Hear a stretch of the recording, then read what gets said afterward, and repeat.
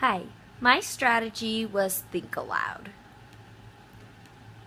And so when I was researching the strategy of thinking aloud, I found that the history, there wasn't a lot about it because it's just so widely used, and it's kind of based off of different strategies that were used in the past, and then they just kind of renewed it.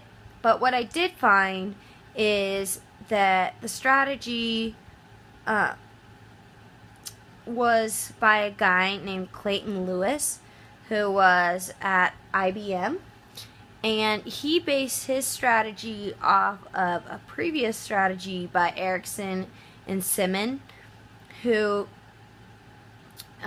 did a lot of the same things, but with this new Think Aloud protocol, it just left it more open-ended and really could get students thinking more. So as far as using it in a tiered lesson, I think it's very useful for both struggling and gifted students. So for the gifted students, you can really use it for, you're most of the time going to give gifted students more difficult materials to work with.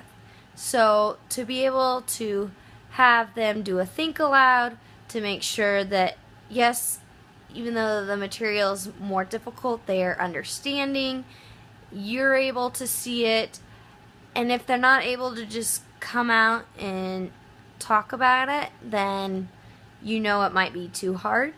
But if they are, it's working. And then with struggling readers, we often have where their comprehension is not as good because they're just struggling to get the words out, let alone comprehending it.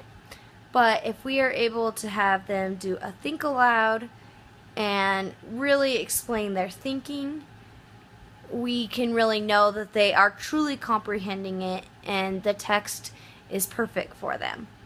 And I also found that I couldn't really find a tiered lesson with this in it, but an example would be just using tiered text, and so towards students' interest, towards their reading level, all of that included. And then you can also have them do a think aloud because they're able to share what they've learned or share what they've read, make sure that they're understanding. And then I found my 2 articles, and really with this strategy, it's really a think aloud. So it's really important for teachers to model this. So as a teacher's reading, they can stop and say, what do I know about this topic? And then go farther into that. Or they could say, what do I think I will learn about this topic? Do I understand what I just read?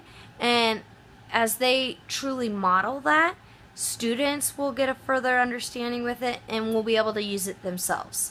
And it's very useful for not only the students, but also the teachers, because they're able to observe if students are truly understanding as the students do a think aloud. Thank you for watching.